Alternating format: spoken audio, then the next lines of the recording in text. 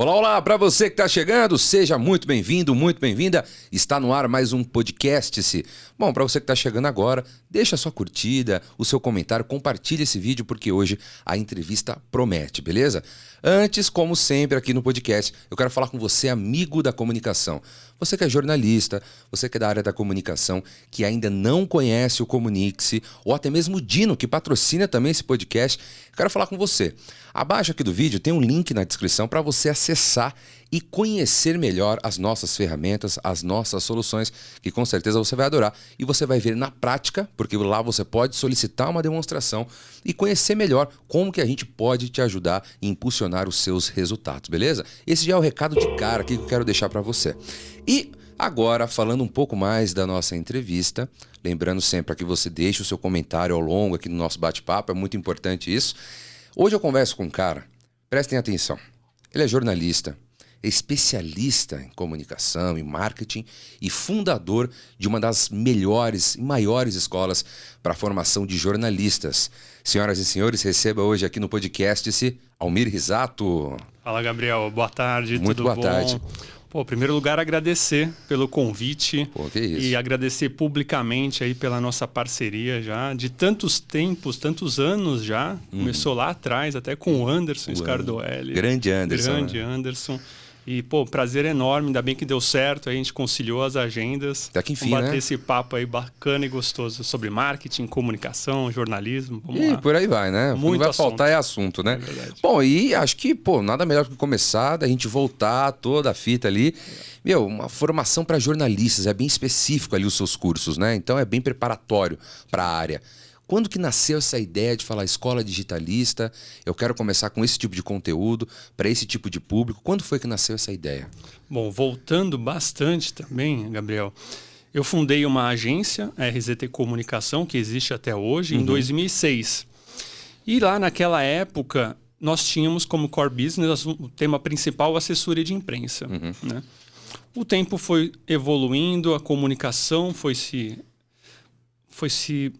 transformando também, acho que essa é a palavra, né?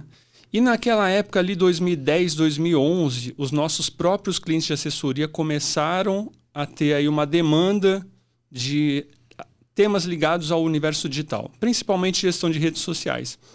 Eu comecei a fazer esse trabalho intuitivo, eu e minha equipe, só que aí ao longo do tempo a gente começou a perceber que o trabalho era muito amador, muito intuitivo. Por quê, Gabriel? Ainda hoje isso acontece na cabeça do jornalista. Eu vou trabalhar com gestão de redes sociais. Pô, já sou usuário de redes sociais. Sou jornalista, sou comunicador, sei produzir conteúdo. Consigo trabalhar com isso tranquilamente. Os especialistas ali, Exatamente. né? Tem muito disso hoje Tem em dia. muito, ainda tem muito disso. Acho que foi até uma coisa que, assim, que ajudou muito foi a questão das redes sociais, esse boom. Exato. E aí chega com o TikTok, Claro. essa questão de produção de conteúdo. Perfeito. Né? Então a pessoa produz um vídeo, às vezes viraliza ali, Isso. pronto, ela é especialista em produção de Exatamente. vídeo e por ali ficou, né? E isso acontece também com nós jornalistas, porque a gente acha, pô, nós somos profissionais especialistas em produção de conteúdo, então é tranquilo. E aí eu também fui por esse caminho. O que aconteceu? Ao longo do tempo, os próprios clientes começaram a falar, olha, não está gerando resultado, a gente começou a perder cliente, não consegui renovar contrato. Aí eu comecei a perceber que o nosso trabalho era realmente amador. Era aquele trabalho intuitivo, que é normalmente o começo de muitos jornalistas ainda. Vai começando de alguma forma, eu sou usuário, tal, começar a trabalhar dessa forma. Aí eu falei, cara, não dá para trabalhar assim, né? E aí eu fui me especializar em marketing digital. Fiz muitos cursos, participei de muitos eventos. E aí, em algum momento ali, eu comecei a tentar conversar com jornalistas sobre esse universo. E eu não conseguia, porque o pessoal fala, cara, você está falando de marketing? Caramba, tá totalmente Sou errado. jornalista, cara, eu trabalho com jornalismo só. Eu falei, cara, tá bom, o pessoal ainda não está muito ligado nisso. E aí, em 2016, eu falei, vou fazer um curso, vou tentar montar uma turma para falar sobre marketing digital. E não era uma turma exclusiva para jornalistas, ainda não existia a escola, era um trabalho meu, com a minha marca, com o meu nome. E aí o que a gente fez, até fazendo um paralelo aí, né? Para fazer a divulgação desse curso, que era de marketing digital na prática, era para todo mundo. A gente fez um disparo via release do Comunique-se, né? Via sistema do Comunique-se, chegou para muitos jornalistas em muitas redações. E aí, para minha surpresa, eu nem esperava isso, acho que 70% dos inscritos eram jornalistas. Aí eu falei, aí eu acho que tem um filão, tem um nicho interessante. Sim. Eu falei, para não ser mais um oferecendo cursos de marketing digital, porque naquela época, 2016, já tinham muitos, eu falei, eu vou nichar. Eu vou criar um curso exclusivamente para jornalistas, que não existia. Sim. E se falava ainda muito pouco de marketing digital para jornalistas. Sim. Se ainda hoje ainda tem uma barreira, uma rejeição por parte dos jornalistas, naquela Imagina, época, então, Gabriel, ô louco. quantos xingamentos, quantos haters não começaram a aparecer nas minhas redes. Eu falei, mas tudo bem, vamos lá. E aí, a partir daquela segunda turma, né, a primeira foi para o público geral, a partir da segunda turma foi só para jornalistas. E aí surgiu o marketing digital para jornalistas, depois redes sociais para jornalistas, SEO para jornalistas. E de 2016 a 2019, eu usei a minha própria imagem. Né? Um trabalho à parte da minha agência, ainda não existia a escola. Então. E aí em 2019, ali eu já estava ali com acho que uns 1.000 alunos, alguma coisa assim. Em 2019 nós criamos um congresso foi um dia em São Paulo, numa universidade, num auditório bacana. A gente reuniu 300 jornalistas do Brasil todo, que foi muito bacana, né? Para falar sobre marketing e comunicação digital para jornalistas. A gente teve debates, painéis, palestras, foi muito bacana. E o nome daquele congresso foi Digitalista, né? Para fazer essa ligação do jornalista digital, então virou digitalista. E depois do congresso, eu e minha sócia, a gente conversou, caramba, acho que tá na hora da gente expandir essa questão dos treinamentos, dos cursos, porque os meus próprios alunos, que na época já tinham feito os 3 treinamentos, marketing, redes e SEO, falaram, qual que é o quarto, qual que é o próximo? E por mais que você também é um estudioso nessa área, né, Gabriel? Por mais que a gente estude marketing digital, cara, é um campo gigante. Não tem fim, né? Não tem como você dominar e se tornar especialista em tudo, né? E aí, com a escola, veio a ideia de trazer outros professores especialistas em podcast, em vídeo, em media training, para oferecer para o mercado as principais habilidades e capacitações para os jornalistas, né? Que as empresas estão desejando de nós, profissionais de comunicação.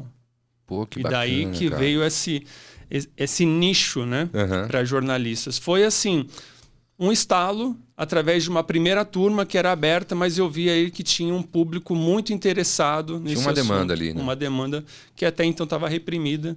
A gente falou, vamos pegar esse bolo aí. Vamos aproveitar. Vamos aproveitar. Pô, que sensacional. E aí, entra nessa questão de jornalista também, porque tem sempre uma barreira ali. Sim. Você mesmo comentou de um pessoal que acha que já sabe de tudo, um pessoal que às vezes não quer aprender, né, ter outros conhecimentos. E no meio de tudo isso, hoje você já tem diversos assuntos ali, diversas modalidades de ensinamento, como o media training, né? Você mesmo falou redes sociais, o marketing. Sim. Tem muita coisa, o copyright também, agora. Recente.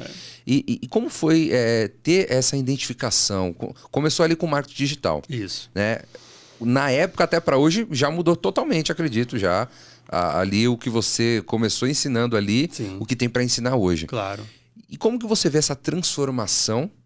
Porque quando você começou, você tinha toda uma didática e hoje é completamente diferente, até também pela demanda das coisas que vão acontecendo, pelas novas redes sociais que vão se criando, as novas tendências. Como que você vê essa transformação? Até com cuidado também, né, de passar um ensinamento ali para a turma. Eu acho que o meu principal desafio, né, em capacitar jornalistas nessa área é tentar mudar um pouco a mentalidade do jornalista. Eu digo isso não só com jornalistas mais sêniores, que passaram anos em redação, esses já estão vendo no dia a dia, na vivência mesmo, que ou eles se reinventam ou eles vão procurar outra área para trabalhar. Né? Mas eu estou falando, inclusive, dos jornalistas que estão saindo da faculdade agora. Principalmente, né? Principalmente. Que por incrível que pareça, Gabriel, se você for puxar a ementa aí de uma faculdade hoje, talvez seja exatamente a mesma que eu tive lá quando eu me formei em 2000. Então, esse é o ponto. Isso é um ponto muito importante, porque quem entra, às vezes, entra com uma outra mentalidade, né? Olha, vai ser assim, assim. Talvez, na prática, os alunos não tenham tanto isso. não vejam tanto isso. E aí quando sai, acaba esbarrando em outras áreas que não, né, não seja o jornalismo, mas acaba indo para esses outros lados. Sim. Como, por exemplo, marketing. Né? Muito jornalista trabalhando com marketing, se especializando em marketing, fazendo né, uma segunda formação, porque não encontrou, talvez, aquilo que quando começou na faculdade. Então, esse é um ponto importante. Assim, você sentiu isso por parte dos alunos que iam chegando na escola? Principalmente nas turmas presenciais, que a gente tem um contato mais próximo, né? Sempre tem ali ou alguém que está estudando ainda, está no terceiro, quarto ano, ou alguém que acabou de se formar. E eu sempre pergunto, o que você viu de marketing de digital, né, na faculdade? A maioria fala, teve uma aula com um professor convidado para falar sobre redes sociais. Ou uma aula com um professor para falar sobre SEO. Cara, se você pegar 4 anos de uma formação e você tem uma aula de um assunto hoje que é tão ou mais importante do que o próprio jornalismo em si, é muito pouco. As universidades elas estão muito defasadas e atrasadas nesse sentido. Porque esse jornalista que acabou de chegar agora para o mercado, ele já está desatualizado. Quando ele está buscando até mesmo um estágio, o que as empresas, as agências, até os veículos de comunicação hoje estão exigindo, você domina redes sociais, sabe escrever com SEO, e esse aluno fala, cara, não vi nada disso, não estou vendo nada disso na faculdade. Por isso que alguns alunos, por iniciativa própria, já começam a buscar uma capacitação paralela para se preparar, porque o que eles vão encontrar realmente no mercado. E eu sempre digo que esse pessoal da nova geração, a chance deles nunca trabalharem com jornalismo é muito grande. É muito grande. A carreira da maioria vai ser totalmente ligada a digital e a marketing digital como um todo. Então, é uma mudança de mentalidade, não só nos jornalistas mais sêniores, mas também nos jovens, porque o que a faculdade ainda mostra, pelo menos a maioria, olha, você vai trabalhar num jornal, numa revista, num site, talvez numa assessoria de imprensa, né? Mas você não vai trabalhar com marketing digital. Você não vai ou trata como se fosse uma coisa à parte. Né? Exato, é uma outra coisa, não tem nada a ver com jornalismo. Isso, esse é o ponto. Né? E é sempre um debate que surge. Mas o que tem a ver o marketing digital com o jornalismo? Né? Eu falo, são áreas distintas, mas elas estão cada vez mais interligadas. Se a gente for buscar, por exemplo, eu lembro com muita clareza, na minha época de faculdade, a minha sala de jornalismo, do lado tinha uma sala de publicidade e propaganda. Era uma rixa, era uma rivalidade entre as duas áreas. E hoje, quando você vai trabalhar numa agência, ou até mesmo num veículo de comunicação, enfim, mas principalmente em agências e empresas, você está trabalhando ao lado de um publicitário, em conjunto, cara. Ao lado de alguém formado em RP, alguém com marketing. Hoje a comunicação está muito mais integrada. Total. Né? Total. Então, o jornalista que, primeiro, não começa a enxergar que ou ele se reinventa ou começa a adquirir essas novas habilidades que são exigidas pelo mercado, ou ele vai ter muita dificuldade. Já está tendo. Sim. Já está tendo. Porque é uma realidade isso. É uma realidade. É uma realidade e aí você incorpora isso muito bem dentro dos seus cursos. E aí chegou aquela parte da transformação, né? Isso. Voltando lá. Então teve essa transformação, essa jogada de pensar, pô, como que a gente vai preparar esse pessoal que está se formando, que está saindo da faculdade, que eu acredito que seja assim, uma dificuldade pô, a maioria das pessoas que estão se formando em jornalismo. Eu falo isso porque eu sou jornalista, sou formado também. E quando eu saí, eu também fiquei nessa dúvida. Pô, e agora? Pra onde que eu vou? O que eu vou fazer? Como que eu vou fazer? E é claro, para aquela área que você mais gosta, que você vai puxando ali a corda. Mas mesmo assim, se você se perde um pouco, eu lembro muito bem, primeira turma, primeiro semestre. Uma turma com 50 a 60 alunos. No segundo já está com 20. Você termina com 15. E desses 15, 3 se formam, estão na área, os outros mudam, vai fazer biomedicina, vai fazer qualquer outra coisa, menos jornalismo. Mesmo para essa área de jornalismo. E mesmo daqueles que se formaram, vai para outra área ligada à comunicação. Isso. Mas não vai para jornalismo. Isso. Então isso acaba se perdendo. E aí tem um outro ponto, que aí também é uma discussão muito grande para quem se forma. A questão do diploma. Né? É obrigatório, não é obrigatório, né? Aquela certificação para você ser um jornalista. Você acha que isso atrapalha também para a pessoa que tem essa mentalidade de preparação e para entrar no mercado, né? Para quem não se forma, fala assim, se já não precisa, eu escrevo super bem, eu sei produzir conteúdo, então eu não preciso buscar outras formações, eu consigo aqui seguir sozinho um caminho seja em redação, seja na minha rede social, eu consigo formar sozinho, não preciso buscar esse curso de jornalismo. Justamente por ter já esse conceito de que uma faculdade de jornalismo não vai entregar tudo para aquela pessoa. Você sente essa necessidade de quem chega no curso? Cara, eu acho que assim, a faculdade ela continua sendo essencial, né? Por mais que você vá trabalhar com marketing ou com comunicação digital, que não seja realmente o jornalismo raiz, eu sempre digo que nós, jornalistas, comparado inclusive a outros profissionais que estão trabalhando com marketing digital, a gente tem uma grande diferença, que é essa essência de produzir conteúdo. Nós somos especialistas nisso. Uhum. Nós passamos 4 anos numa faculdade aprendendo a como fazer isso em diversos tipos de mídias, né?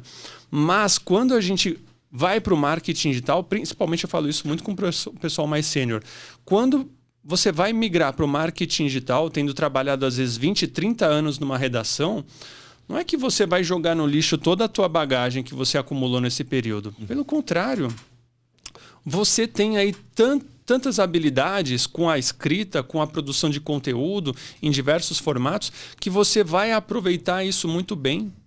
Quando a gente produz textos com técnicas de SEO, por exemplo, as pessoas acham que você tem que esquecer completamente como se produz um conteúdo. Uhum.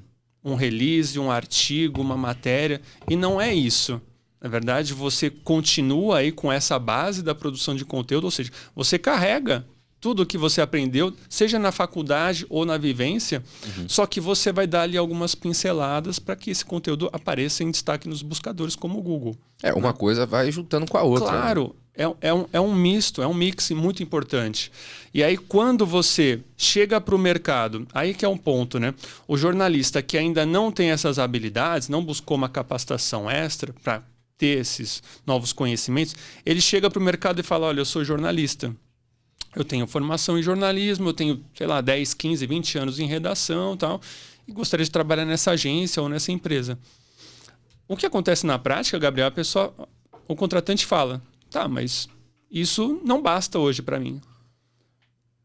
Ótimo que você sabe escrever, só que quando você chega para o mercado com essa formação apenas, né, o mercado fala, tá, mas você vai conseguir produzir um conteúdo para ganhar destaque nos buscadores, você vai conseguir produzir conteúdos persuasivos até para a gente vender os nossos produtos ou serviços. Não, eu só produzo conteúdo jornalístico.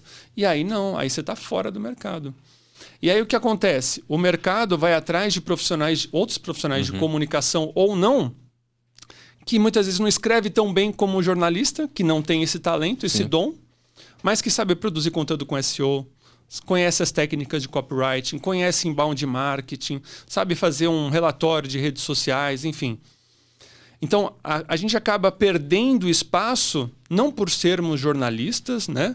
Mas por a gente não ter essas habilidades que o mercado vem exigindo. E quando a gente consegue juntar tudo isso, a gente se diferencia de qualquer profissional que trabalha hoje com o digital. Uhum, com certeza. Eu acho que esse é o ponto, né? Não é? Esse é o ponto, até porque existe essa confusão, né? Pô, eu sou jornalista e tal, mas já não tá bom isso. Mas não é essa a questão. Às vezes a pessoa que sabe a técnica, em algum momento ela vai ficar superior a você ali, ela vai conseguir conquistar mais coisas, não porque você, né, não tem informação, que você talvez não saiba, mas é porque você não adquiriu aquele conhecimento para aquele tipo de produto, para aquele tipo de campanha, por exemplo, que é muito importante isso dentro de uma empresa, né? Então, se a gente for ver que tipo de resultado hoje as empresas querem, né? E por que também, sem falar mal de assessoria de imprensa, a gente até oferece, mas por que a gente começou a fazer essa migração para o marketing digital? Porque muitas vezes a gente colocava um cliente num veículo de grande porte, num grande jornal, até mesmo numa grande TV, e ele, no dia seguinte ele virava e falava, pô, legal, bacana, mas, cara, não gerou nenhuma venda para mim. Não gerou nenhum lead, ninguém entrou em contato pedindo um orçamento. E por mais que você pontue o cliente, né, e a gente sempre faz isso desde o início, até mesmo antes de fechar um contrato, olha, assessoria de imprensa é para isso, isso e isso. Né? É mais para branding, para fortalecimento da sua marca, para reputação, etc. O cliente, e hoje eu sinto isso, já comecei a sentir lá de 2014, o cliente, ele, por exemplo, não se contenta mais apenas, entre aspas, com mídia espontânea. Ele quer venda. Ele quer aumentar o faturamento da empresa dele. Porque quando você começa a produzir um conteúdo ou prestar algum tipo de serviço que não gera um retorno concreto para ele, um resultado concreto em termos de vendas, em faturamento, em leads, etc., ele começa a te ver só como realmente um gasto. E no primeiro momento ele vai falar, cara, você está fora porque assim, eu preciso cortar alguma coisa aqui. Vou cortar você que não está dando resultado. Né? Sim. Então as empresas querem o que hoje? Poxa, querem um profissional, querem uma agência, um parceiro, um freela que produza conteúdo que realmente gere resultado para ele. E o legal do digital é que tudo é mensurável. Né? Exatamente. A gente consegue ver muito claramente, poxa, de onde está vindo essa audiência? Quais são os nossos principais canais? Qual é a principal rede social que a gente tem que dar atenção? Poxa, quando a gente faz um investimento em tráfego, em anúncios, o resultado ele é imediato. Né? Então é isso que as empresas querem hoje. Eu acho que a gente tem que parar um pouco com essa falsa ilusão de que nós, profissionais de comunicação, jornalistas, a gente produz um conteúdo puramente informativo e é esse o nosso papel. Esse é o nosso papel no jornalismo. Quando a gente vai para o digital, a gente tem que produzir um conteúdo que o cliente fala, caramba... Tem que ser completo, né? Tem que ser completo. E você acredita que isso seja a maior dificuldade hoje? À frente da escola, ensinando, e tendo vivência com diversos alunos, de diversas áreas, com diversas dificuldades e dores também. Às vezes chega uma pessoa que está no começo, no fim da faculdade, ou às vezes até terminou e depois foi conhecendo mais. Você sente que essa é a maior dificuldade hoje? Fazer com que as pessoas entendam que é necessário e é importante ter essas técnicas? Porque isso vem da nossa formação, né, Gabriel? O tempo todo, nos nossos períodos de faculdade, a gente pensou no jornalismo, trabalhou o jornalismo, a gente foi doutrinado para trabalhar exclusivamente com o jornalismo. E ali você está falando a prestação de serviço, a utilidade pública, né? A isenção. Né? E quando a gente vai para o digital, a gente não tem tudo isso de uma forma tão obrigatória assim. A gente não está prestando. A gente tem que... Isso que é importante do jornalista entender. Por mais que você vá produzir um conteúdo com o objetivo de inbound marketing, para fazer geração de leads para o cliente, esse conteúdo ele tem que ser informativo. Só que ele vai ter algumas pinceladas ali para falar sobre o produto, São sobre técnicas. o serviço, venda. Né? E aí, às vezes, o jornalista fala, putz, mas isso daqui já não me agrada muito. Né? Parece que não faz parte. Não faz isso parte. aqui é vendas, já não é comigo. Isso né? seria mais publicidade, marketing, eu sou jornalista. Então, é por isso que eu falei essa questão da mudança de mindset, de mentalidade. O jornalista entender que, acima de tudo, ele é um comunicador. Né? E ele tem que estar disposto a fazer essa migração e aceitar, pô, tudo bem, eu vou produzir um conteúdo que vai ser ali para vender um produto ou um serviço. Mas, na essência, esse conteúdo, principalmente quando a gente trabalha em inbound marketing, ele tem que ser informativo, porque as pessoas elas não aguentam mais ser bombardeadas com ofertas de produtos ou serviços de forma escancarada. Então, isso é um ponto interessante. Né? Como que eu vou apresentar o meu produto? Como que eu vou usar essas técnicas que eu estou aprendendo para falar, às vezes, de uma coisa que eu gosto ou de trabalhar em alguma campanha que fale de algum produto específico? Como que eu faço isso sendo que hoje, na internet, né, no digital, eu tenho milhares e milhares de pessoas podendo criar, porque hoje com o celular você já consegue fazer um conteúdo. Não precisa ser uma câmera com alta qualidade, não precisa ser um microfone muito caro, mas o cara já consegue ali, em 1 minuto no máximo, apresentar um produto, conseguir resultados. E aí você entra nesse mundo assim, já com o trem andando, fala, e agora? Como é que eu faço para produzir um conteúdo legal? Tem essa questão de técnicas, né? Então provavelmente, olha, tem tantos minutos para você fazer um vídeo, tem tantos caracteres para você escrever, para você captar a atenção. Cara, e aí como que é chegar nesse momento, ainda mais hoje, né? A gente passou por uma pandemia, muitas coisas aconteceram, podcast, inclusive foi uma delas, o videocast, e aí você tem... tudo voltando, as redes sociais bombando, o TikTok crescendo, aumentando as visualizações, deixando o Facebook totalmente de lado, o YouTube também ali está disputando, o Instagram também já está ali quase para morrer, não morre, vai, não vai. Cara, como que é essa loucura de você realmente sentar e falar assim, gente, vamos, né, acalma todo mundo e vamos pensar no que a gente pode fazer e qual o melhor formato, até para a gente se preparar para as próximas tendências. Então, como que é essa análise, né, que é feita na escola, dos alunos, e se você realmente sente que a galera precisa disso e também sente essa necessidade de se preparar para as novas tendências? Sim. Eu acho que o encantador também do digital é que ele tem tantas possibilidades de atuação, Gabriel. A gente está falando aqui hoje de um podcast. Né? A gente está falando de SEO, a gente está falando de copyright, a gente está falando de vídeo. E se você for ver, o jornalista, ele tem ali um perfil característico. Né? Cada jornalista tem, mas tem o jornalista que fez a faculdade de jornalismo porque sempre gostou de escrever. Né? Tem talento pela escrita. Então, esse jornalista tem muitas possibilidades de atuação dentro do universo digital. Tem o jornalista que, sempre gostou de rádio, áudio. Putz, hoje ele tem no podcast, é o teu caso. Sou eu. Tem no podcast uma área extremamente interessante que está crescendo continuamente. Tem o especialista em vídeo, pessoa que fez a faculdade de jornalismo porque ela queria ser repórter de TV, ela queria ser apresentadora, enfim.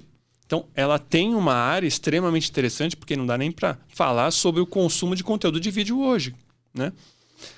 O interessante, quando o jornalista chega muitas vezes na escola e fala, tá, mas por onde eu começo? Cara, tem tantas coisas para aprender. Né? E eu sempre recomendo, cara, comece pelo que você mais gosta de fazer. Né?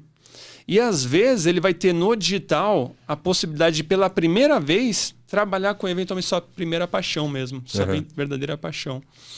Então, eu acho que é um exercício aí de reflexão do jornalista, falar, eu fiz, no meu caso foi, eu fiz a faculdade porque eu sempre gostei de escrever, eu tinha facilidade com a escrita. Então, a minha decisão pelo jornalismo foi natural.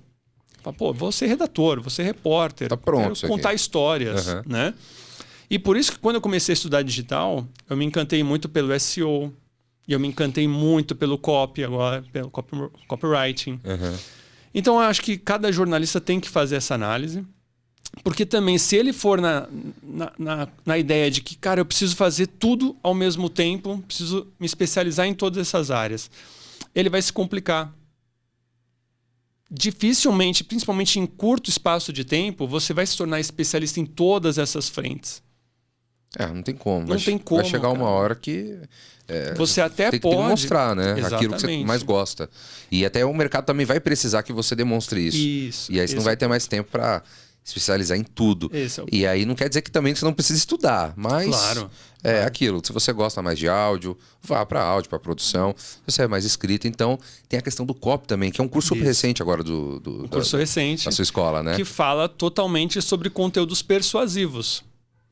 Que normalmente, né, pensando numa tomada de ação por parte ali do público, da pessoa que está consumindo aquele conteúdo, para comprar um produto ou um serviço. E aí o jornalista fala... agora é aquela questão. Exatamente. É um conteúdo muito apelativo, né? Entra numa questão que, nossa, para que eu estou fazendo isso?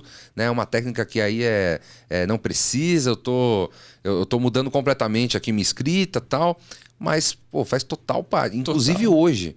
Você tem e-mail marketing, né? Você tem legendas, as legendas são muito importantes, até mesmo nas publicações, na produção de post para rede social. Né? Você saber ali onde encaixar o tipo de rede social, LinkedIn, Instagram, Facebook, o TikTok, né? Até mesmo em vídeo, isso funciona bastante. Então, até para você produzir um roteiro. Então, assim, queria que você falasse um pouquinho dessa parte de copy. Como é que está sendo essa experiência? Se você for ver, todo o conteúdo que a gente produz, Gabriel, a gente quer que no final das contas esse público, essa pessoa, esse leitor, ouvinte, telespectador, ele faça uma ação normalmente. Quando você faz um post nas redes sociais, uma chamada com um link para a pessoa consumir o conteúdo na íntegra, você tem que persuadir essa pessoa de tal grau para que ela clique no botão de saiba mais e consuma o conteúdo. Se você está produzindo um conteúdo em vídeo, esse conteúdo em vídeo, que vai de repente ser ali um drop, uma pílula, um conteúdo bem rápido na rede social, tem que ser persuasivo o suficiente para a pessoa falar, caramba, eu quero consumir tudo desse vídeo. Eu quero continuar assistindo. Quando você está convidando as pessoas para participarem de um evento gratuito, como a gente faz bastante na escola, cara, se eu não persuadir as pessoas, elas não vão se inscrever no evento. Simplesmente por ser gratuito, né? Exato. Tudo é persuasão. Tudo é persuasão. E principalmente quando a gente está falando hoje da comunicação digital. Redes sociais, e-mail marketing, boletim informativo. Se você não cria um assunto impactante no teu boletim, na tua newsletter, no teu e-mail marketing, as pessoas nem vão abrir o teu e-mail. Não, e é uma coisa que já faz tempo já tem essa Há tendência, muito tempo. né? Então o copy não é de agora. Não é de agora, né? Como que eu vou emplacar uma pauta na mídia sem ter um release que seja de relevância, um assunto que seja importante, né? Então, é uma coisa já antiga. E é engraçado essa questão do copy, porque muita gente confunde. Ah, pô, então beleza, eu preciso chamar a atenção da galera. Então vou fazer um conteúdo apelativo, um título chamativo e vou ficar naquilo. Só que tem outras coisas envolvidas aí. Né? Por exemplo, você falou, sou muito nichado, eu falo com um jornalista. Então talvez um CTA, que geralmente a galera use, não seja para você. Porque você tem que ter toda uma base para saber o que o meu público gostaria de ouvir, gostaria de ler e como o meu público vai ser atraído pelo meu conteúdo. Né? Então, eu acho que isso também é uma coisa à parte aí que parte também do seu curso, né? Quando a gente está falando de um conteúdo para, sei lá, para divulgar um produto ou um serviço, tá? Não estou nem pensando agora em conteúdo hard news, noticioso, não. Porque o copy, ele consegue ser aplicado também no jornalismo, principalmente nesses conteúdos mais de redes sociais, de e-mail marketing.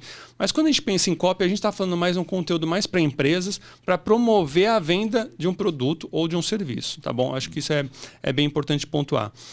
E nós estamos o tempo todo em busca de soluções para as nossas dores, para os nossos problemas. Um jornalista, por exemplo, que ele vai buscar uma capacitação porque ele não está conseguindo recolocação no mercado, já está 2, 3 anos desempregado, ele vai em busca de um curso, certo?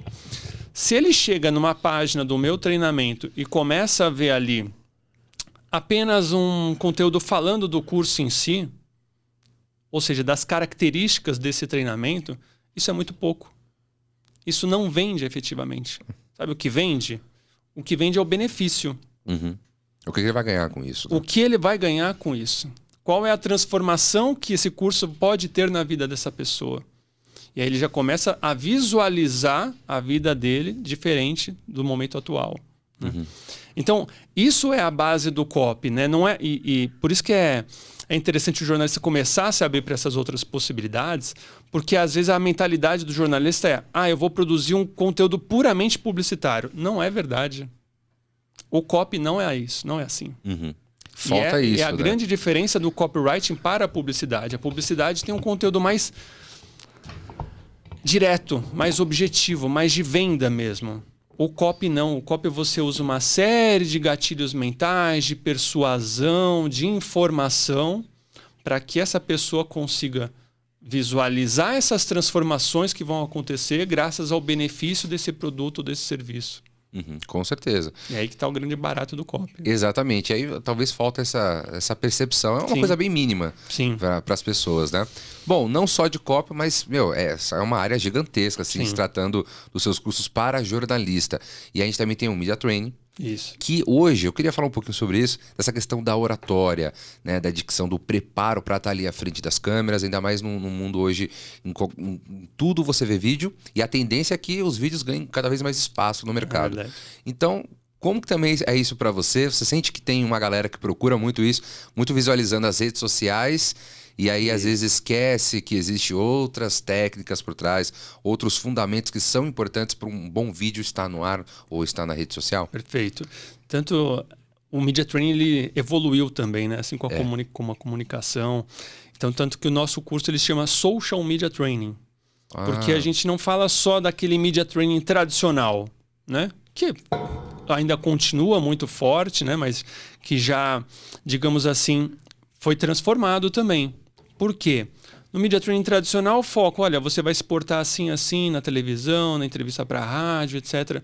Hoje em dia, as entrevistas elas são concedidas da casa, da fonte ali, né? Do home office dele, do escritório dele, à distância, virtualmente, via videoconferência. Isso é diferente também. E mais do que isso, né? Quando a gente fala de Social Media Training, a gente está falando um pouquinho também da capacitação e do preparo dos colaboradores de como se portar nas redes sociais. Que é super importante. Que é super importante. Super importante. Quantos casos a gente não viu, até recentemente, de profissionais que foram ali, ou de pessoas comuns, ou principalmente personalidades, que representavam, por exemplo, um clube. Sim. foram lá, se manifestaram na sua própria rede social e teve toda uma repercussão, né? Que teve um impacto negativo na empresa, no clube e que ocasionou, inclusive, a demissão, a saída de um atleta. Exato. E assim, tem uma coisa que a galera confunde, é assim, pô, aconteceu alguma coisa em uma empresa. Quem tem que falar é o dono. Quem tem que falar é o cara que está acima. Não necessariamente. Talvez ele não esteja preparado e, assim, talvez ele até piore a situação. Né? Se está passando por uma gestão de crise ali, tudo pensando nisso, talvez colocar uma pessoa preparada para estar ali na frente, uma pessoa que já está acostumada com isso e, de fato, vai ali, pelo menos, né, deixar o pessoal mais calmo, saber como se portar, o que falar também. Né? Então, esse é um ponto importante dessa parte do media training. Né? Sem dúvida.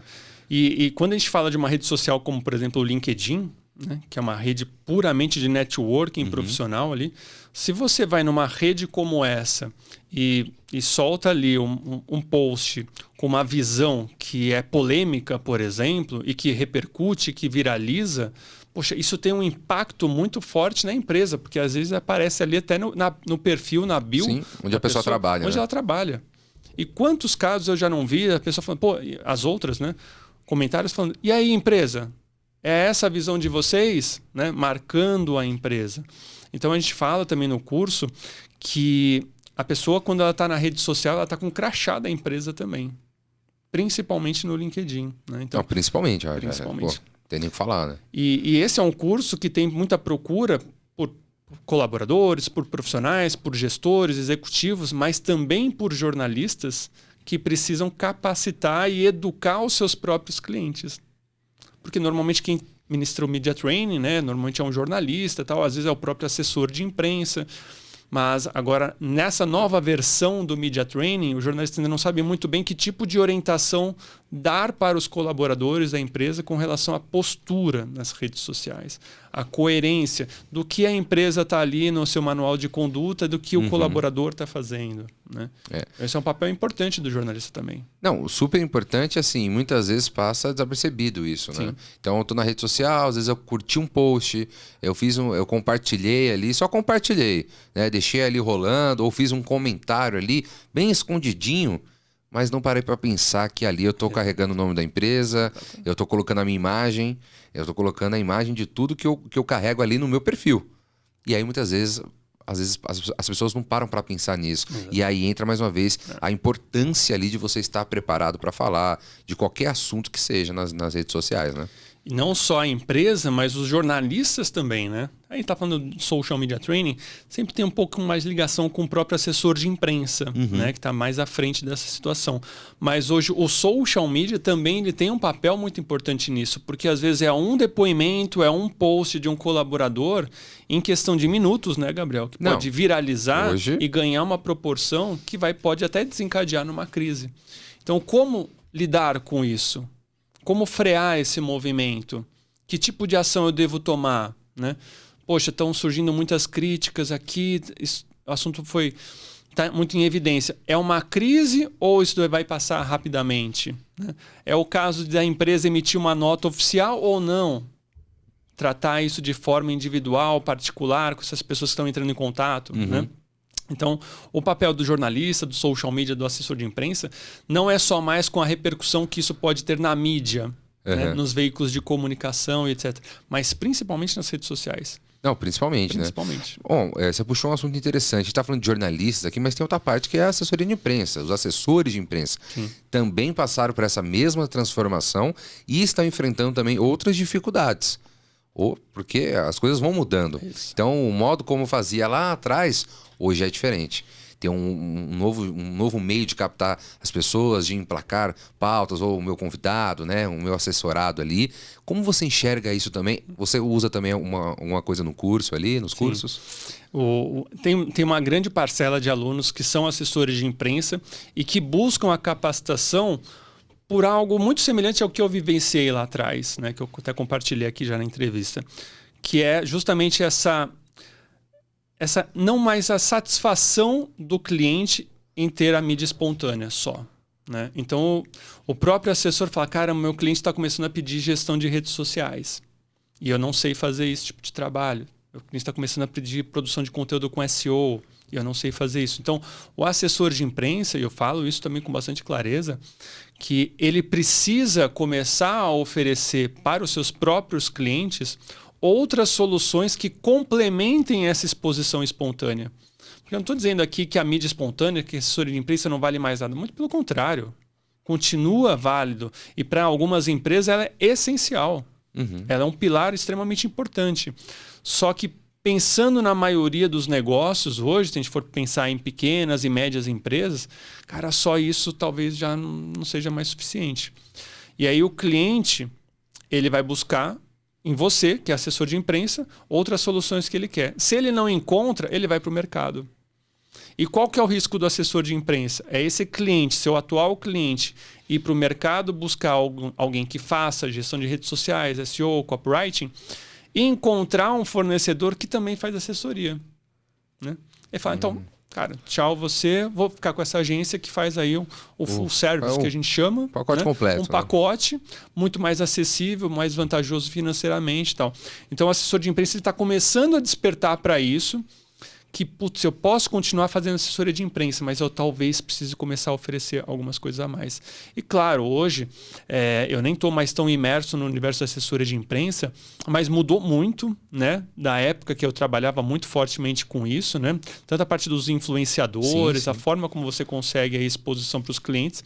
E a gente sempre fala também de SEO para os assessores de imprensa. Né? Principalmente, né? Principalmente, porque tem muito jornalista assessor que ainda não usa SEO nos seus conteúdos. Por quê? Porque, principalmente essa questão do SEO, né? O jornalista ainda tem muita rejeição ao SEO. Muitos jornalistas ainda tem. Caramba, porque eles acham que o texto dele vai ficar engessado, cara.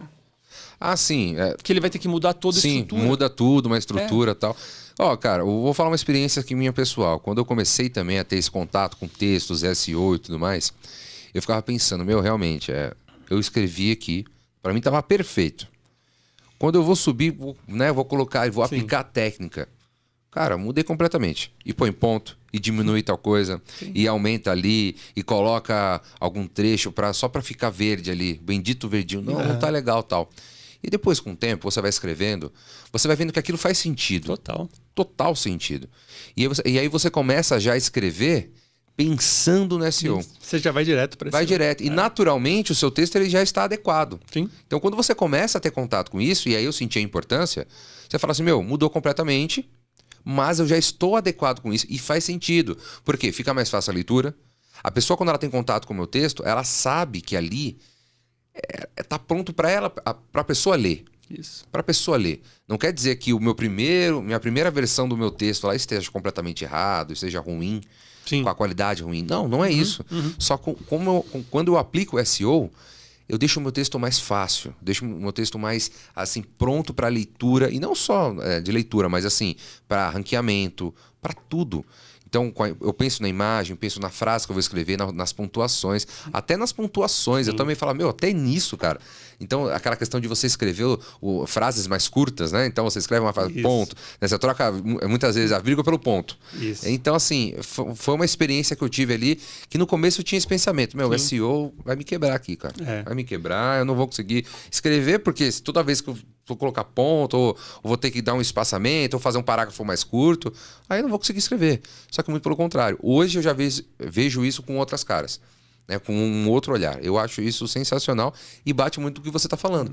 E você sente que ainda que tem essa distância do jornalista com o SEO? Nossa, total. Sério? Ainda mais hoje? Esse ano, 2022, né? Eu fui convidado pelo ICFJ para atuar como mentor em um programa chamado Acelerando a Transformação Digital. Né? Pô. Que é um programa sensacional, patrocinado pela Meta, Facebook, que faz justamente essa transformação digital em veículos de comunicação. Né? Então eu mentorei 5 veículos de comunicação, dos mais variados portes, desde veículos bem pequenos mesmo, até grandes empresas. E todas elas, né, que eu mentorei, nenhuma trabalhava com SEO nos seus conteúdos ainda. A gente está falando de veículos de comunicação que precisam, é básico, ter seus conteúdos bem posicionados nos buscadores. Mas o que acontece, Gabriel, ainda é é um preconceito que existe com o SEO, né? E por falta de conhecimento mesmo, eu sempre falo isso. Porque uma vez que você entende o SEO e os benefícios que ele pode gerar, cara, você nunca mais larga SEO. Você muda completamente. Não tem por que não usar o SEO. E por que vem esse ranço, né, com o SEO por parte do jornalista? Porque antigamente, para você ganhar um posicionamento, aparecer no topo do Google com uma palavra-chave, bastava você repetir essa palavra-chave muitas vezes ao longo do seu texto. Então, vamos supor, um texto de 300 palavras. Se você usasse a palavra-chave 50, 100 vezes no seu texto, o seu conteúdo ia para o topo do Google. Já estava lá, bem posicionado. E por que isso acontecia? Cara, porque a inteligência artificial dos buscadores e do Google era uma naquela época. Então ele não conseguia identificar se era um conteúdo bom ou ruim. Não tinha outros indicadores. Não tinha outro. Pô, tá usando muito essa palavra-chave, as pessoas estão buscando por ela. Cara, então eu vou mostrar o teu conteúdo. Só que, cara, isso mudou completamente. Tanto que hoje a gente tem uma densidade de palavra-chave, né? Ou seja, você tem que usar até um certo limite, 2 a 3% é o indicado, é uma média, tá? De vezes que você pode repetir a palavra-chave. Então você não pode, de forma nenhuma, usar exageradamente essa palavra-chave ao longo do texto. Então isso por si já faz com que o jornalista... eu não sabia. Eu achava que tinha que ficar repetindo muito, que por isso meu texto ficaria ruim. A qualidade ruim. Não existe isso. Há muito tempo já. Mas é falta de conhecimento, né? E outra coisa que você falou, que é importante, o texto já chega pronto ali, né? Uma leitura mais fácil para o leitor, principalmente no mobile, ali no celular, né? Principalmente. Mas tem um outro ponto que é o must aí do SEO, que é esse conteúdo ser achado pelas pessoas. Qual que é o grande problema? Quando eu produzo um conteúdo com SEO, isso vale que a gente estava falando de assessor de imprensa, né? Produzo um release ou faço uma matéria num portal. Sem SEO, esse conteúdo ele vai ali aparecer, vai ser publicado. Naquele dia, naquela semana, ele vai ter uma audiência, porque vai ser distribuído ali em canais, em e-mail marketing, redes sociais. Mas a partir da semana seguinte, pum, caiu e o pior, some. Ele entra num buraco na internet que ninguém mais consegue achar. Pesquisando da forma como as pessoas normalmente pesquisam. Que é através de uma palavra-chave, de um termo, de uma expressão. E qual é a vantagem de eu produzir um conteúdo que muitas vezes me demandou muito tempo? Eu tive que fazer pesquisa, eu tive que ouvir especialista, fonte, personagem e tal. Na semana seguinte, esse conteúdo, 0 audiência. Não tem motivo. E se você aplica o SEO, cara, esse conteúdo ele pode ficar no topo do Google com determinada palavra-chave anos. Anos. Né? Então, eu acho que o grande barato do SEO é justamente essa possibilidade de eu produzir um conteúdo que as pessoas achem esse meu material. Que se torne relevante ali. Que se torne relevante. Por um bom tempo, né? E aí eu sempre trago essa reflexão, né? Então, hoje, quando o jornalista produz um conteúdo para a internet, né? Estamos falando de conteúdo para a internet, SEO, nós temos que pensar primeiro no leitor ou nos robôs ou nos buscadores. E, para a maioria do jornalista raiz, cara, leitor, claro, é sempre a prioridade do jornalista. Mas não, quando você escreve para a internet, você tem que pensar primeiro no buscador. Na forma de produzir um conteúdo que o Google, por exemplo, vai conseguir identificar, indexar, ranquear bem posicionado ali. É o que vai distribuir o seu conteúdo, né? Exato. E quando isso acontece, na verdade, nós estamos pensando em quem? No leitor. Porque se eu não uso o SEO, eu estou falando assim para o leitor, olha, eu vou produzir um conteúdo aqui, mas você nunca mais vai achar. Ou você consome agora ou nunca mais. Então não é que eu vou trabalhar só para o Google, só para os buscadores. Não, eu estou pensando no leitor. É até uma forma de você otimizar o seu material para o leitor, né? Eu estou produzindo de uma forma que você, quando for lá pesquisar por esse assunto que eu abordei aqui, que eu imagino que você tem interesse, o meu conteúdo vai estar ali na cara do Google para você achar. Então, isso é pensar no leitor também, né? Então, é essa reflexão que muitas vezes falta por parte do jornalista. Ele acha que, primeiro, o conteúdo dele vai ficar ruim, o que é uma grande mentira, porque no SEO, muitas vezes, a gente tem uma preocupação ainda maior de repetição do que quando a gente não usa SEO, a gente não tem muito essa preocupação. Não tem muito para onde correr, né? E o que você falou, frases curtas, frases objetivas. É aquilo, parte do conceito. Eu estou otimizando o meu texto. Então, eu estou otimizando o meu texto. Não só na leitura, mas também na forma como ele será ranqueado. Então, se você se interessa por um assunto que eu escrevo, facilmente você vai encontrar o meu texto, você vai gostar de ler ele e com certeza você vai acompanhar os próximos que eu vou escrever. Isso. Então, tem toda uma questão, é como se fosse uma trilha, né, literalmente. Né, você começa ali com começo, meio e fim, né? Isso é muito bacana. Da parte de SEO. Isso. Mas assim, vamos voltar um pouquinho. A gente falou de muita coisa, já falamos de SEO, falamos de copy, media training, redes sociais, né? E aí tem uma outra questão também, que tem uma galera que, não sei se você sente isso, que fica meio assim, desconfiada das redes sociais. Para onde eu vou? Para qual canal eu vou? Porque eu escrevo para LinkedIn, é de um formato. Eu tenho o Facebook hoje, que eu sinto que é mais complicado, tá se perdendo um pouquinho no mercado, mas eu tenho o Instagram, que ainda tem a sua força, tem a sua relevância, o LinkedIn crescendo cada vez mais, e eu tenho o TikTok. Cara, para aparecer no TikTok eu preciso dançar, o que eu preciso fazer? Eu preciso, né, fazer um vídeo e tal. Tem essa loucura dessa transformação, muitas coisas acontecendo. Tem o YouTube, claro, para quem gosta de produzir vídeos. Extremamente Importante. E eu tenho um podcast também, que também é uma coisa que sempre existiu, teve o seu boom ali, né, na pandemia, agora nessa fase pós-pandemia, né?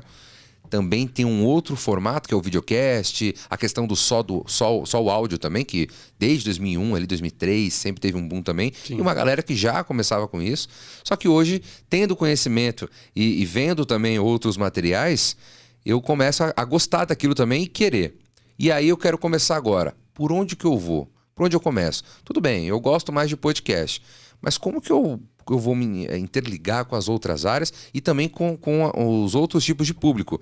Porque tem uma confusão até das marcas também. Então, se eu quero visibilidade, então eu preciso estar no TikTok.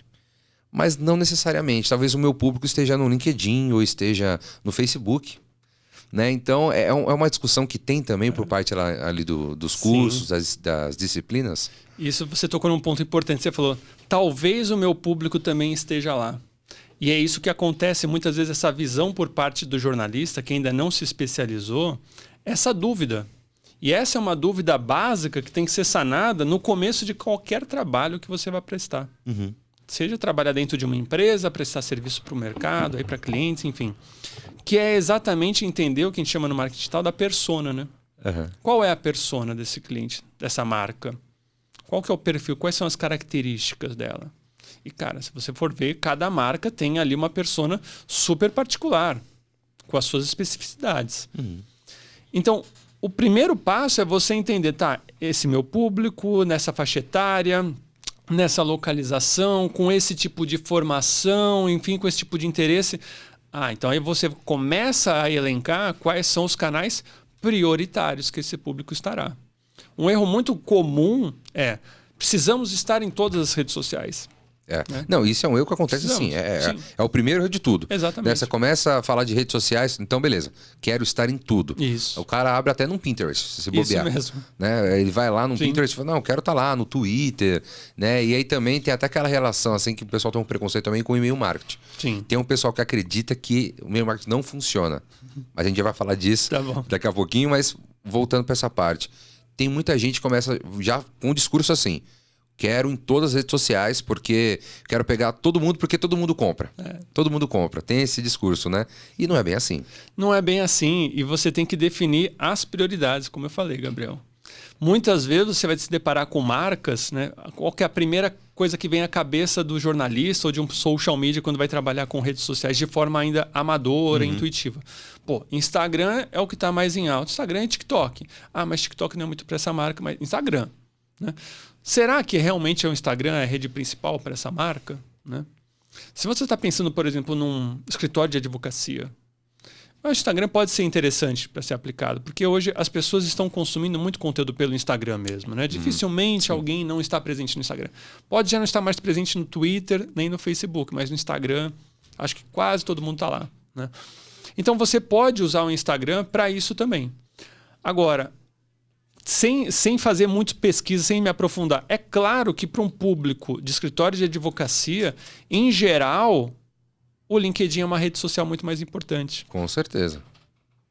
Com certeza. Claro que vai depender ali das áreas de atuação, o tipo de direito que esse escritório presta, mas essa visão, às vezes, um pouco míope de falar, não, eu preciso estar no Instagram, no Facebook, no Twitter e no LinkedIn. Não. Às vezes basta um LinkedIn e um Instagram, né?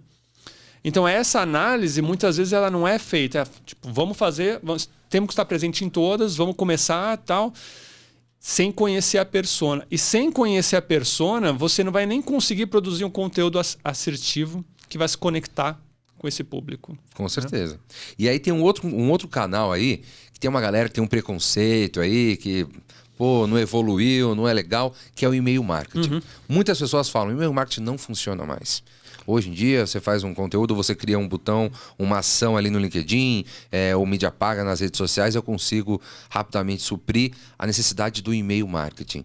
E não é bem assim. Não é, né? Não é. A gente que trabalha com isso, você sabe muito bem, é um canal extremamente importante. E aí, utilizando todas essas técnicas, SEO, de copy e até outras mais. Sim. Então, assim, eu queria que você faça um pouquinho dessa questão do e-mail marketing, porque tem muita gente ainda que vê como se fosse um velhinho que não atualizou e que vai morrer.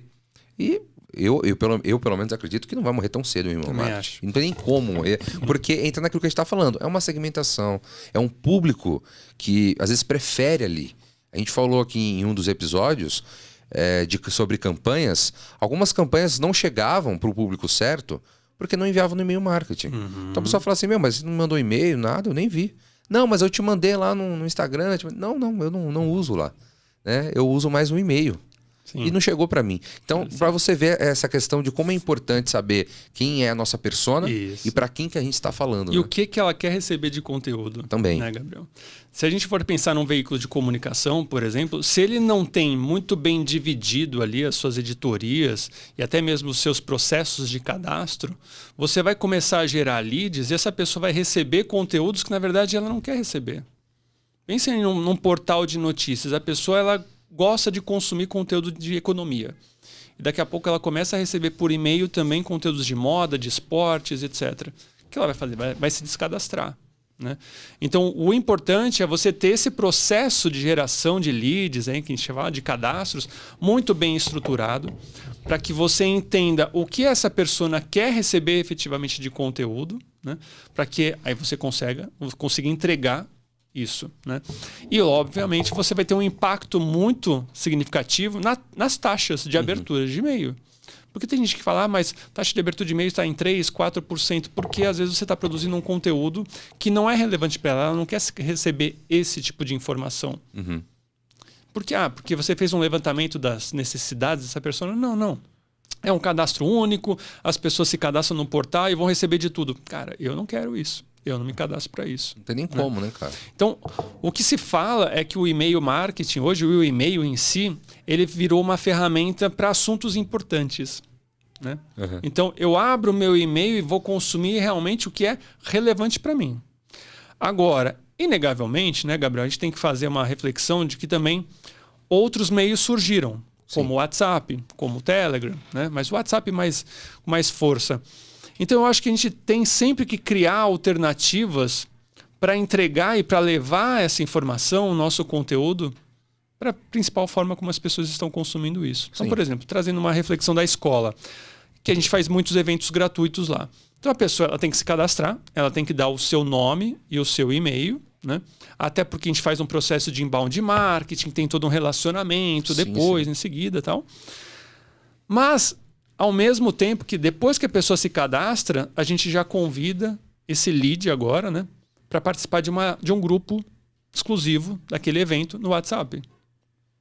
Um grupo VIP, né, um grupo exclusivo para aquele evento. Ficar mais próximo a ele. Para ficar mais próximo ali. E não só para ficar mais próximo, para que a gente tenha certeza que aquele conteúdo da aula 1, quando ela foi liberada, esse conteúdo vai chegar nesse lead. Por quê? Porque por e-mail ele pode não abrir. Ou por e-mail pode dar algum problema no servidor, no meu ou no dele. Pode dar um bounce. Pode não chegar na caixa de entrada. Pode ir para o spam, pode ir para a aba promoções, enfim, tem um monte de problema. E no WhatsApp, não. No WhatsApp, pô, tocou um WhatsApp, você para o que você está fazendo para ver o que é. Quem mandou a mensagem. Então, acho que é importante a gente ver, olhar a tecnologia, tudo como está funcionando, o digital como um todo, para a gente conseguir unir aí, fazer um quebra-cabeça. Pô, o e-mail continua sendo importante, mas vamos fazer um WhatsApp também. Vamos criar uma lista de transmissão no WhatsApp para distribuir de repente, o mesmo conteúdo que a gente manda por e-mail, manda por lá também. Pô, teve um breaking news, teve uma notícia importante, manda para a lista. Né? Tem um resumo do dia, um resumo da semana, pô, manda para a lista. O canal no Telegram. O Telegram não tem tanta força quanto o WhatsApp aqui no Brasil, mas também é importante. É um canal. É um canal importante. Então, acho que por isso que é a importância de entender a persona e as preferências que ela tem. Não é simplesmente imputar para ela, olha, você vai receber por e-mail marketing. Não, a pessoa pode não querer. Ela pode querer por WhatsApp. Ou ela pode querer por e-mail, não WhatsApp. Ela não quer ser incomodada pelo WhatsApp. Exatamente. Então, é ter essa percepção, até para manter o relacionamento bom ali, né? Exatamente. É bacana. Bom, a gente está chegando num tempo final aqui, muito rápido. Muito rápido. Eu ficaria aqui mais uma horinha conversando. Tem muita coisa pra gente falar aqui. Inclusive, as portas estão abertas aqui. Obrigado. Mas, só para a gente encerrar o assunto, eu queria que você falasse das tendências para 2023. Né? Às vezes um jornalista que está assistindo a gente, né? Uma pessoa que está se formando em jornalismo, como que ela se prepara para o próximo ano e o que esperar também, até para quem já está formado, para quem vai começar uma formação, né? Para quem está no processo de formação, o que esperar de 2023 e de fato como se preparar também. Sim. Bom, eu acho que até fazendo um link com esse último treinamento que a gente criou, né? A área de copywriting, ela está começando aqui no Brasil com bastante força. E essa é uma área que vai crescer muito ao longo do tempo. Tanto que até no evento gratuito que a gente fez, eu trouxe ali alguns exemplos de salários para copywriters no Brasil. Né? E, inclusive, mostramos no próprio evento salários que chegam a R$40 mil para copywriter. Agora, não é do dia para a noite que a gente consegue um salário desse, uma posição como essa. Assim como nunca foi... E não é ainda também para os jornalistas que estão chegando agora para o mercado, chegar nesse patamar. Então, você tem que fazer aí um processo de evolução mesmo. E o jornalista que está migrando para essa área digital, eu falo que muitas vezes vai ser quase como um reinício de carreira mesmo. Sim. Então, é ter a humildade de falar, caramba, eu estou um pouco, de repente, desatualizado, fiquei muito tempo fora aí do mercado, enclausurado, às vezes, numa redação. Sim. Né? Não teve a oportunidade, né? Não teve oportunidade. E também, muitas vezes, também não teve a iniciativa de buscar um conhecimento extra, né? Então, é ter essa humildade de falar, pô, preciso voltar a estudar, preciso me capacitar e escolher uma área para a qual ela tenha muita familiaridade, que ela tenha gosto, né? Você tocou num ponto importante na entrevista. O jornalista, quando ele vai fazer, por exemplo, um primeiro trabalho como social media, ele ainda não tem um portfólio, né? Ele não tem ali cases para mostrar para esse cliente. Mas se ele já teve uma experiência no jornalismo, trabalhando nessa área desse cliente, isso vai contar muito a favor dele. Né?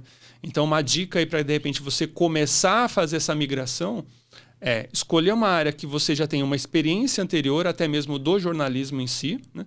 Ou uma área que você domine, que você tenha muita familiaridade. Porque aí o próprio cliente, a própria empresa vai falar, caramba, você entende tudo disso. Você ainda não trabalha com isso, mas eu tô seguro de que você entende disso, né?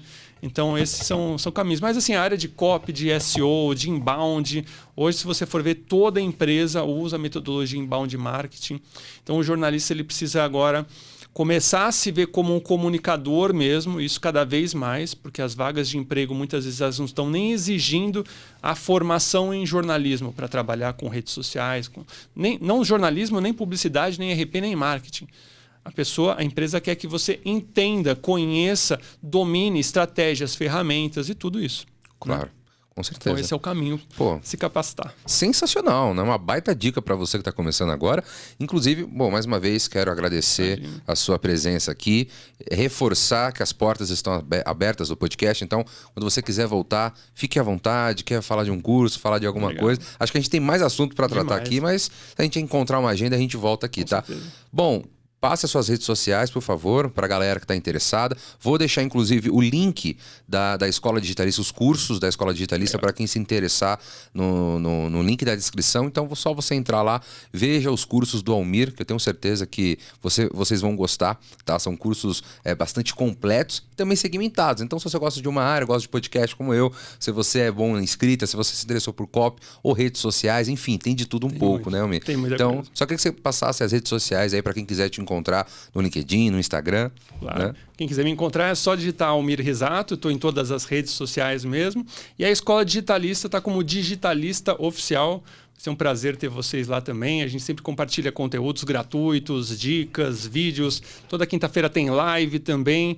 E muitos eventos também que antecedem venda de curso, né? tá bom? Quero tem agradecer. Live também pra caramba, Toda né? quinta-feira a gente faz uma live digitalista para trazer um assunto aí, destrincha um tema importante, sempre voltado para jornalistas. Né? Pô, sensacional. Para quem quer conhecer, prato cheio. Né? Prato cheio. Quero agradecer novamente, viu, Gabriel? Foi um prazer. Isso. Passou realmente muito rápido.